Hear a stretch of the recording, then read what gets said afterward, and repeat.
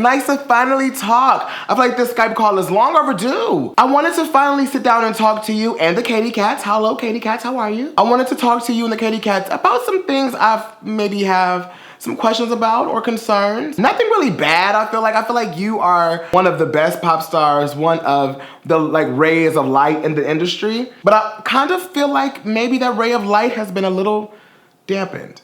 So let's go ahead, sit down, get comfortable. Everybody at home? All right, let's get into this gig. I guess it's more of a Zoom call almost, but let's keep it on brand.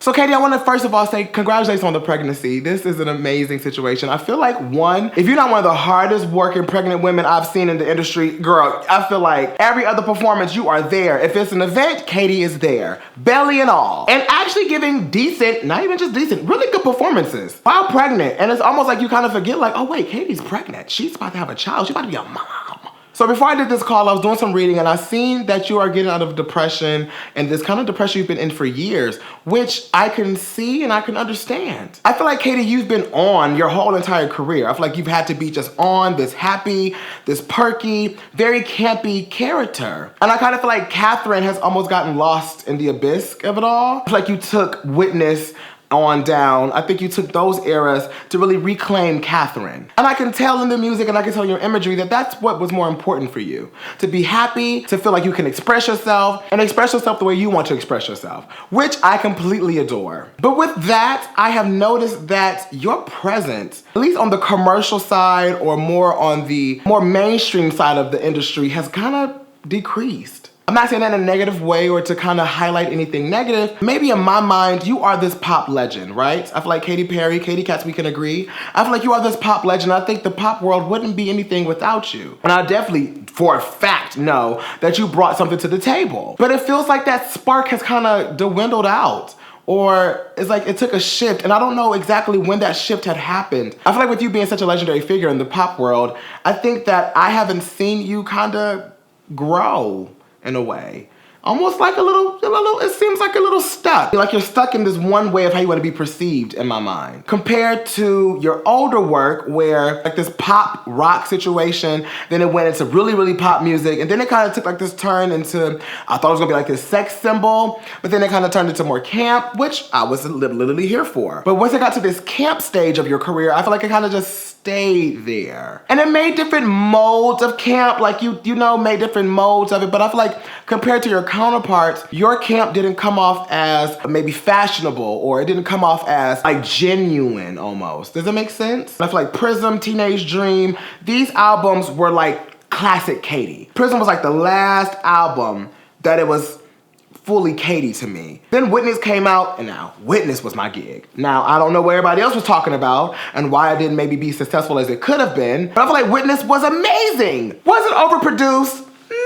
I can agree. But you have Bon Appetit, you have Swish Swish, which I won't get into Swish Swish, Katy, because I love you, but I have a beef with you with Swish Swish. I feel like Swish Swish could have been this huge hit. Oh, that should have been your Pride anthem. Every time Pride came around, Swish Swish was supposed to be. I saw a bigger vision for Swish Swish, and I felt like, I don't know, it kind of just dwindled away. Down to Mind Maze and Power. I felt like Witness had these times and had these moments to be great, but for some reason it just didn't stick to people. And I think it was maybe because of the blonde hair and the changes that came along with it, and people couldn't really understand it. Oh, change to the rhythm. Oh my God, that was a whole moment, absolutely. In my mind, if we got new producers and new writers, I think if you found maybe new hungry writers and new hungry producers that want to give you that hit, because I want to see a hit from Katy. I'm just being honest with you. I want to see a hit. And I think Never Really Over was about to be that hit. So Never Really Over was such a good moment to like switch. And I felt like it had like this 70s-esque imagery.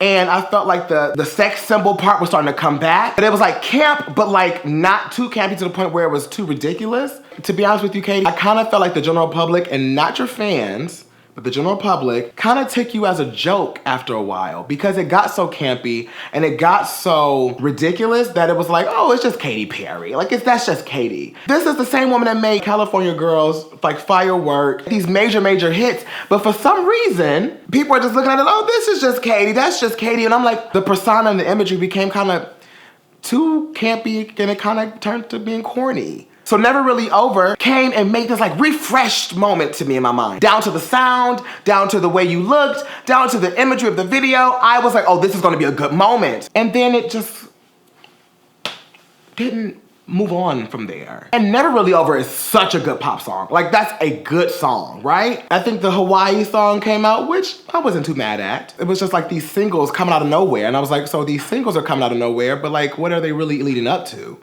And of course, Never Worn White. Still my heart, Katy Perry. But, I don't like to be this person I don't like to be, but in my mind, it kind of picked up traction and a little bit more traction because it was a pregnancy announcement. And it was like, it was a big moment. It was a big deal for your fans and for the world.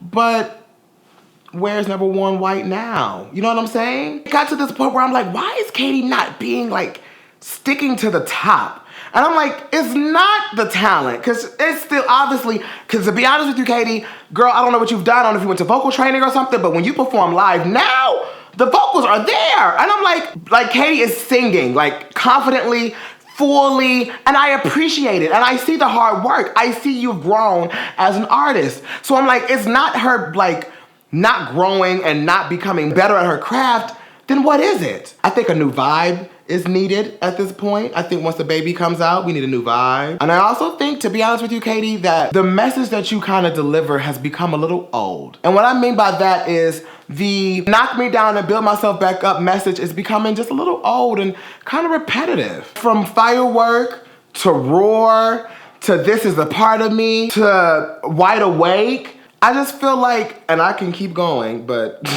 and now like Daisies and Smile, it's just becoming a little repetitive of, we understand, I get it, Katy. We can't knock you down and you gonna bounce back up. Which I love that message and I love it and it resonates with me and I identify with it. However, I guess I'm just kind of bored with it, you know? And I wanna see more from you.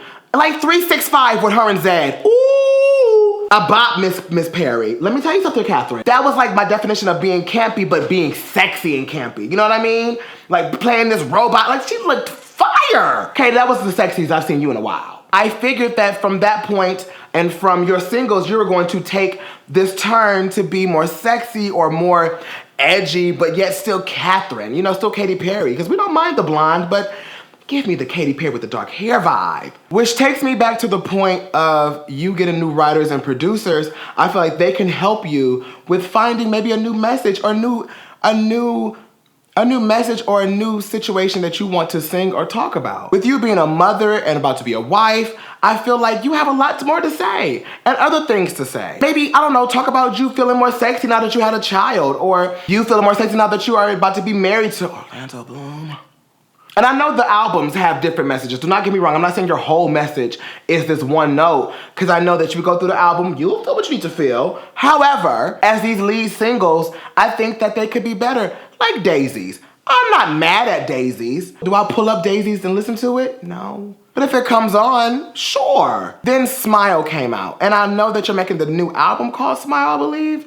And it's like this the same message as Daisies. And it's like, this is becoming a little bit, like, once again, I don't think Smile is a bad song, but I don't think, I can see why people may not be listening to it like they used to, you know? I think that Smile and Daisies have potential to be big and have potential to be something huger, but it doesn't really, I can't relate. And I think that's what it is. Like, I don't have nothing to relate to with that, which like, I do, but I've heard this message from Katy. And I was like, I think that the songs are starting to sound the same a little bit. And that's why I say, I would love to see you on this next project, which maybe Smile may have a different vibe. And I don't really like the clown concept. I'm not really here for it, just being honest. I don't really like the vision of, I don't know who brought of that. I wish we could let that go, but whatever, we're already here now. And now I feel like a lot of people can't really connect with that, especially like a younger audience. It's like, oh, Katy's singing about being happy again. Okay. All in all, I think that we are rooting for you, Katy, and we want to see you win. We want to see you at the top of the charts, taking over. However, bump the charts, take away the numbers. I just want to see your brand evolve into something else. I feel like we have been stuck right here at this campiness, quirky Katy for some years now. And I think that that's why it's kind of getting a little old and a little washed up, because it's like, how are you supposed to get new fans when we already know what to expect? We've seen this before. We've heard this before. How are we supposed to, you know, kind of influence a new generation or bring your music into a new generation when it's almost the same music? They listen to your older tracks and kind of get the same feeling of your new music. Just being honest. I don't know, Katy Cats. Let me know in the comments below what you guys think. I want to know. I'm interested to know. Maybe you can help me out and maybe help me understand. But also, Katy, I really do hope that when you have this child and you get married and you settle down and you come back to the game, that you can come and give us something new and different that we haven't seen before. And I think that's why I've been taken back by not reacting to stuff of your new stuff, because I really don't have much to say, but I want to see something else, because every time I hear it, I'm like, it's the same old, knock me down, but I'm coming back up, and I'm going to smile, and I'm going to build myself back together. Which, if that is just your message, then that's fine. But there's different ways to do it, different ways to say it, different ways to express it. And some ways that I want to see. I love you, Katy. I do. I'm truly a fan.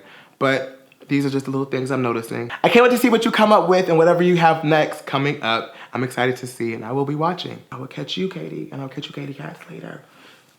Bing, meow. Do they not say meow? Is that ugly?